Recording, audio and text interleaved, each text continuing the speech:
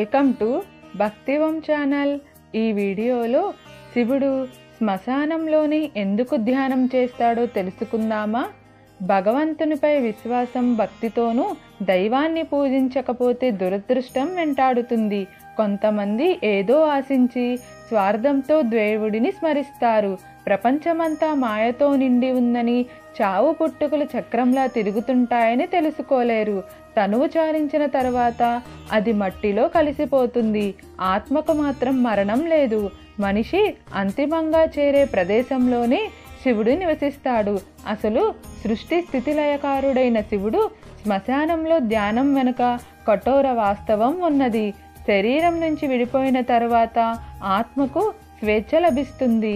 ఆ శరీరం అగ్ని వల్ల పునీతమైన తరువాత మిగిలే బూడిదను ఒంటికి రాసుకుని కపాలమాలను శివుడు మెడలో ధరిస్తాడు. విషనాగులను కూడా తన ఆభరణాలుగా ధరించడం అనేది సమస్త జీవరాశిని శివుడు సమదృష్టితో చూస్తాడని అర్థం. ఆయనకు విషమైన అమృతమైన సమానమే కదా. శివుడి వెంట ఉండే భూతగణాలు వికృత రూపంలో ఉంటాయి. వాటి శరీరం నుంచి అవయవాలు బయటకు వచ్చి భయంకర ఆకారంలో ఉంటాయి. నిజమైన శివభక్తులు వీటిని చూస్తే భయపడరు.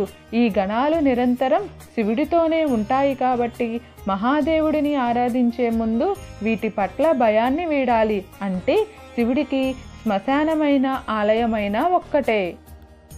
మీకు ఏమైనా సందేహాలు ఉంటే దయచేసి కామెంట్ సెక్షన్లో తెలియజేయండి. మీకు ఈ వీడియో నచ్చినట్లయితే లైక్ చేయండి, షేర్ చేయండి, అలానే సబ్స్క్రైబ్ కూడా చేసుకోండి.